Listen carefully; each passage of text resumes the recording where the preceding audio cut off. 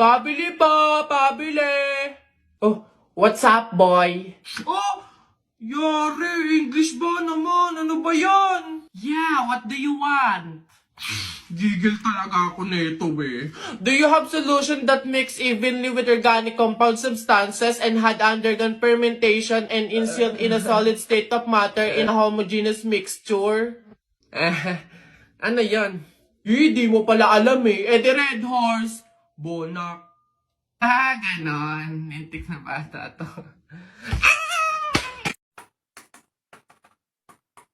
Teacher, may tanong po ako sa'yo kung talagang matalino ka sa math. Ay nako, Tutoy, bata ka pa mapapahiya ka na. Kaya nga math teacher mahusay sa math. Ano ba yung tanong mo? Halimbawa, teacher, meron akong 30 pesos. Tapos, bumili ako ng hamburger, 18 pesos isa. O, ilan yung sukli ko? Diyos ko, Tutoy, napakadali. 30 pesos minus 18. O, edi 12. 12 pesos ang sukli mo. Mali, teacher. Ha? Bakit? Paano mali? 2 pesos lang sukli ko. 20 lang kaya binayad ko. May nakita ka bang 30 pesos na buo? Bola. Talaga ba? Pre! Happy wedding sa inyo! Congrats! Pre, salamat! Buti nakapunta ka. Kain ka na dun. O sige, pero teka lang. May regalo ako sa'yo. Abala ka pa talaga. Ano yun? Ito. Bakit arinola? Wag mong tanggihan yan. Alam mo ba, sabi na matatanda pamahiin na swerte daw yung arinola pag yan yung regalo sa bagong kasal. Ganun ba yun? Bakit gamit na? Yun na nga para doble yung swerte. Hindi naman pwedeng yung lagayan lang, kaya nilagyan ko na ng laman para talagang todo. Babas...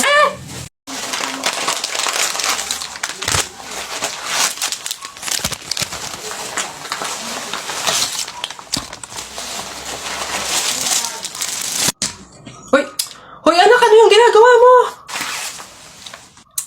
Bakit ka naman nag-uwi ng pagkain na galing sa burol ni Katay nyo? Dami naman nating pagkain dito Nakakahiya ka. Tsaka alam mo, masama yan Ang pamahiin ng mga matatanda dyan kapag nag-uwi ka ng pagkain na galing sa burol, naku, tsak may mga kapitbahay tayong mamamatay din.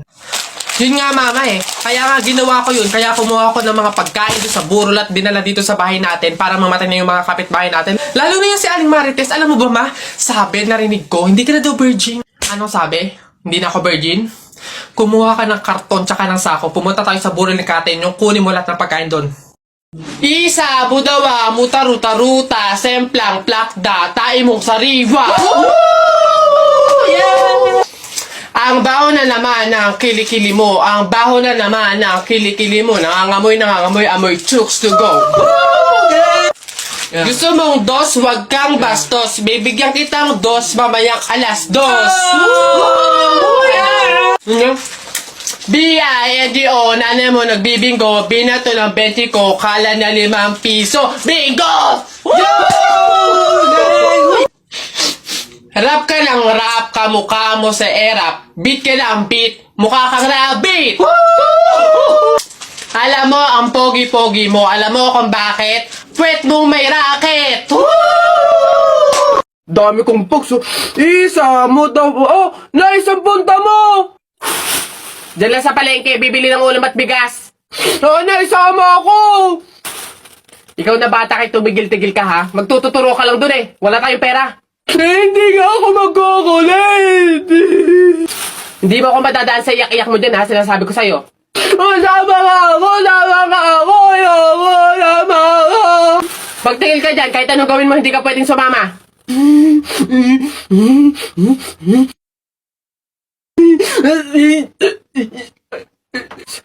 Sige, magbihis ka na doon. Kulit ng batang to.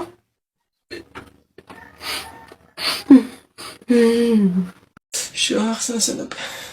Uy, pre! Pre, bakit? Hindi ko kasi alam kung nasa na tayo. Nawawala ata tayo. Wala naman signal.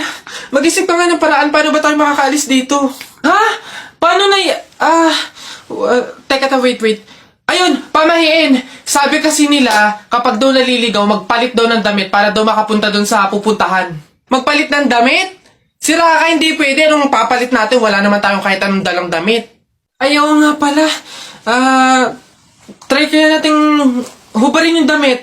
Baka sakali, di ba sabi sa pamahiin, paltan yung damit. Eh since wala naman tayong dala, try nating hubarin kasi baka ito yung malas eh. Try natin. Ha? Sige. Baka sakaling effective, try natin. Ano ba yan? Malas naman oh. O yun na pre, nakahubad na tayo. Saan na tayo ngayon? Hindi ko nga Pre. Babe, andito na ako. Amoy kandila. Hala, babe! Bakit? Amoy kandila eh. Di ba pamahiin yun? Pag daw amoy kandila, meron daw masamang kaluluwa na nagpaparamdam. Paano na?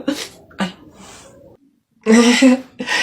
Mansari kasi natin ngayon, babe. Kaya may pakandila. Ginawa mong horror yung special day natin. Di mo pa ako binabati eh. Puro kasi pamahiin. Happy Mansari! Tara, buhatin na natin yung kabaong. Ay, teka. Kamag-anak kayo, di ba? Oh, hindi pwede. Pamahiin yon. Bawal magbuhat ng kabaong ang kamag-anak. Yung iba na lang. Kayo na lang magbuhat dito. Ikaw, yan, kayo. Ay, kami po. Ay, hindi po. Kamag-anak po ako. Pamangkin po ako niyan. Ay, ako rin po hindi kasi ninang ko po yan eh. Kamag-anak din po ako kasi kapatid po yan ni Papa. Ganun ba? Kayo. Kamag-anak ba kayo? Kayo na lang magbuhat nito, sige. Ay, kamag-anak ko din po. Tita ko po kasi yan eh. Ako naman kapatid. Lalo na po ako po yung anak eh. Siya. Paano yan? Wala tayong magagawa. Kailangan sundin yung pamahiin talaga. Siguro, iwan nyo na lang yan dyan. May magbubuhat naman siguro kusa yan. Iwanan nyo na yan dyan. Ayaw nga po, dapat talaga sundin yung pamahiin. Baka kasi may mangyari pang masama. Sige po, iwan na lang po natin. Po. Tara na. Bye, Nay. Bye, Tita. La. Hala! Ay, Bobay, anong ginagawa mo? Hoy, Bobay, masama kaya yung ginagawa mo. Bawal daw yun, pamahiin daw yun eh. Hindi daw pwede magpatay-patayan kasi baka daw magkatotoo. Tumigil ka nga dyan, Jepoy! Ang ingay-ingay mo eh. Paano hindi ako magpapatay-patayan? Eh, may zombie, Jepoy, oh, ayun oh! Oo nga, zombie to! Ang pangit-pangit pa, mukha pang mabaho!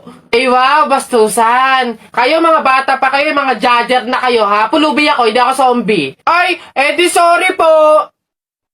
Huwag niyo ako idamay sa kung ano-anong nilalaro niyo dyan. Nagkakalala ko dito eh. Baka ito ang zombie.